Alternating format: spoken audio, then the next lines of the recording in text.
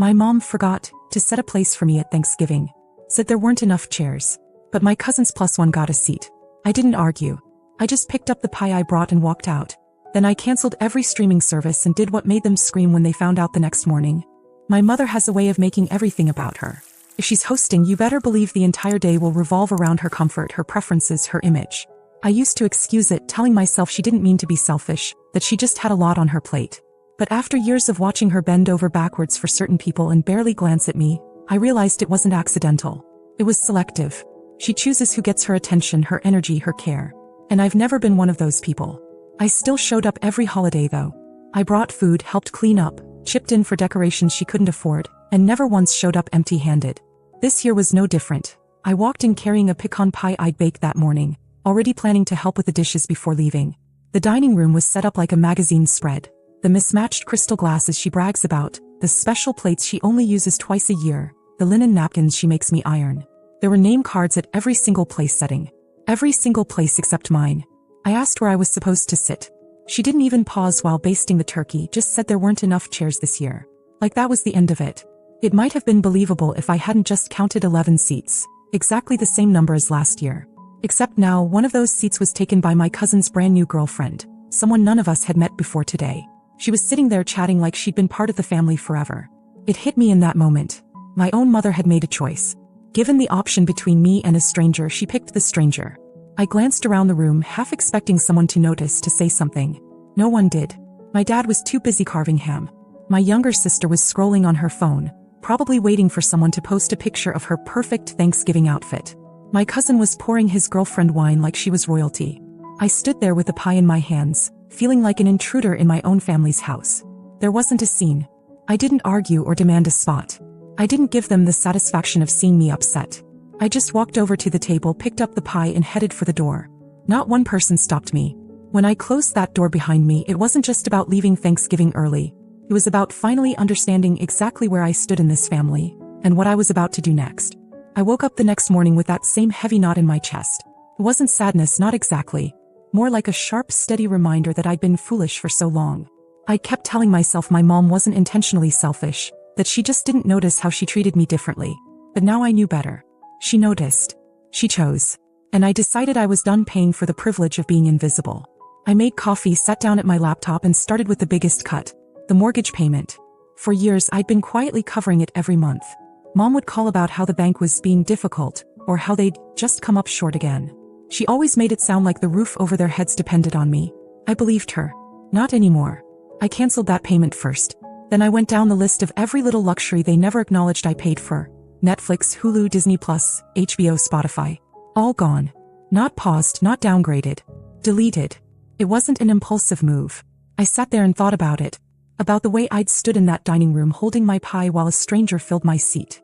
About how nobody said anything. About how this wasn't a one-off moment. It was just the latest in a lifetime of moments where I came last. By the time I was done, I felt calmer than I had in years.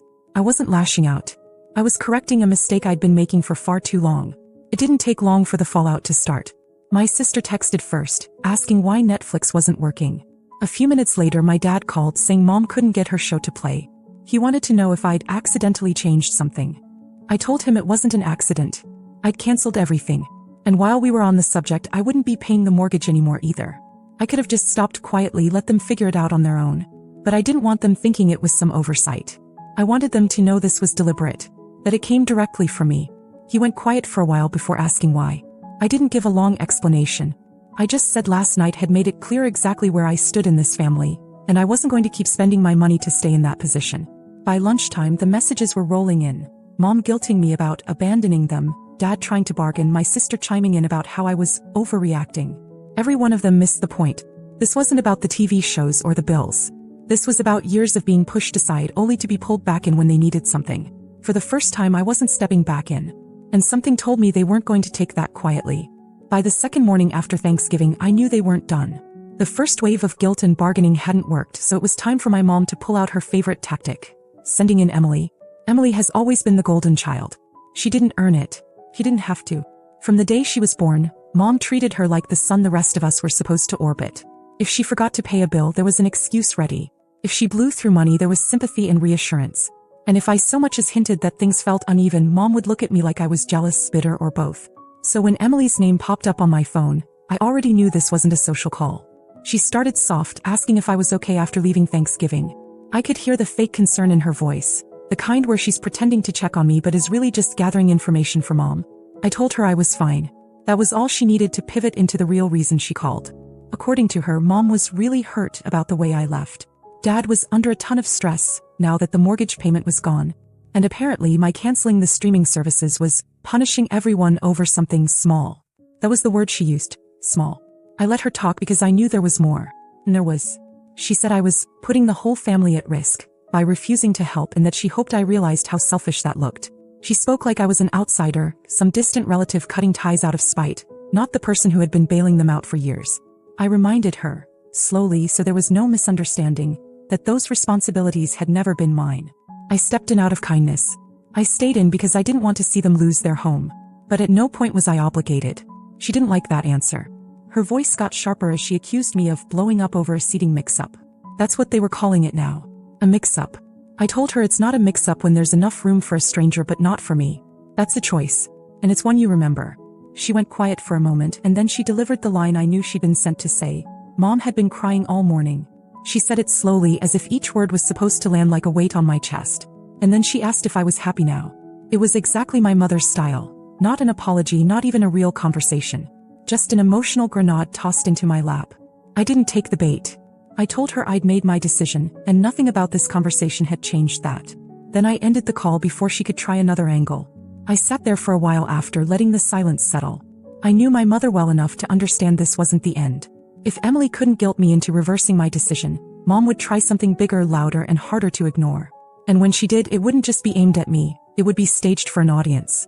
It didn't take long for the next move. By Saturday morning, I got a group text from my aunt inviting everyone over for a casual afternoon get-together. Normally, I would have skipped it without a second thought, but something in my gut told me this wasn't just about coffee and catching up. If Mom wanted a stage, she was going to get one, and I was going to be in the front row to watch. When I walked in, I could feel it instantly. The energy shifted. Conversations dipped mid-sentence, eyes darted away. My cousin gave me a quick, awkward smile before turning back to his plate, and my uncle barely nodded. The air was thick with the kind of politeness that comes after people have been talking about you for a while. Mom was standing near the kitchen doorway, and the second she saw me, her face lit up with this big, fake warmth, like we were best friends. He even hugged me. That's when I knew she wasn't here to patch things up. She was here to perform. It started slowly. She chatted loudly about how unexpected it was that I'd left Thanksgiving early, dropping in how she'd been worried sick all weekend. Then she eased into the real script, how difficult things had been financially lately, how certain support she'd been counting on had suddenly disappeared. She never said the words mortgage or Netflix, but she didn't have to. The looks around the room told me everyone knew exactly what she meant. She was painting the picture she wanted. Her as the struggling, devoted mother abandoned by her cold, selfish daughter. I kept my face neutral and let her talk. I figured silence would rattle her more than anything. And then something happened I didn't see coming. My cousin, the same one whose girlfriend had taken my seat at Thanksgiving, spoke up. He didn't take my side exactly, but he did something almost unheard of in this family. He told Mom she was out of line. He said it wasn't right to talk about money like that in front of everyone, that it made things uncomfortable. The room froze. My aunt suddenly found something fascinating in her drink, and even Emily, who was sitting across from me, glanced up like she hadn't been expecting that either. Mom tried to laugh it off, making some comment about just sharing with family, but I could see her grip on the situation slipping.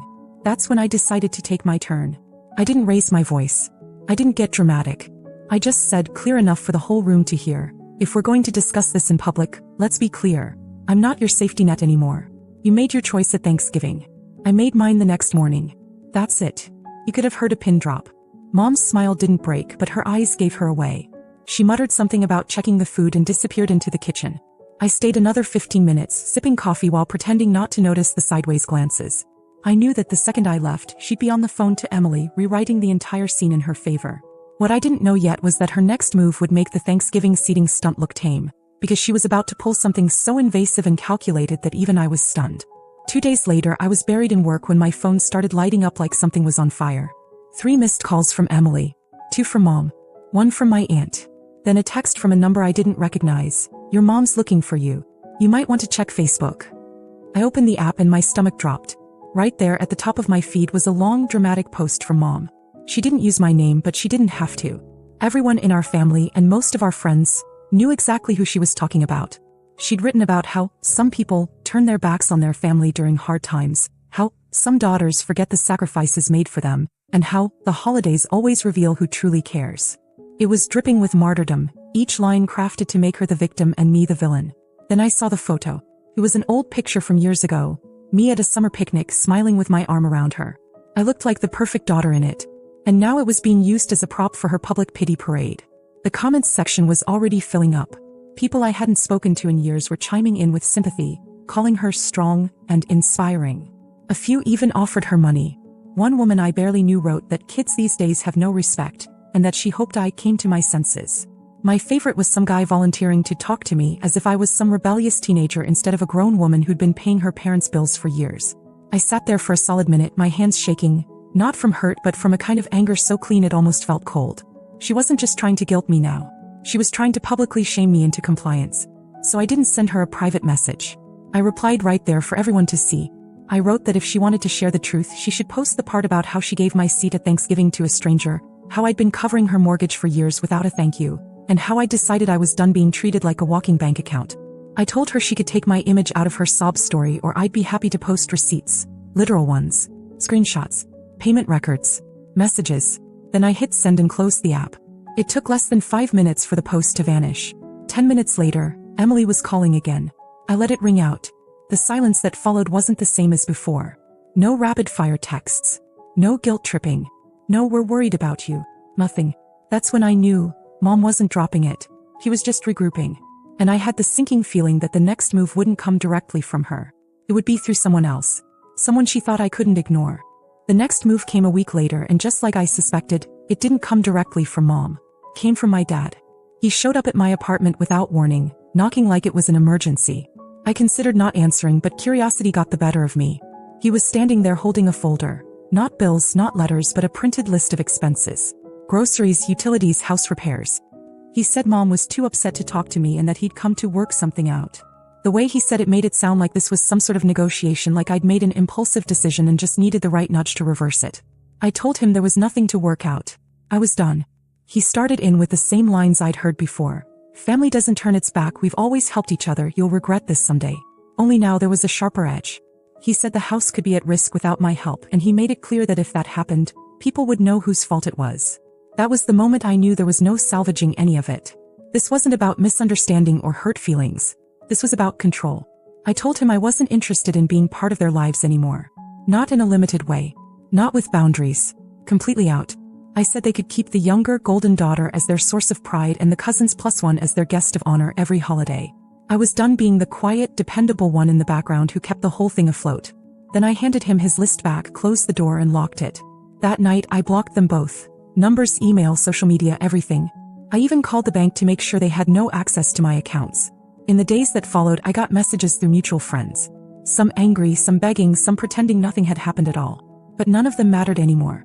Because for the first time my life didn't include them. And the silence was perfect. It's been a little over 6 weeks since I closed the door on all of it. Literally and figuratively. No bills, no phone calls, no little, "can you just help with this one thing?" requests that always turned into something bigger. First it was weird.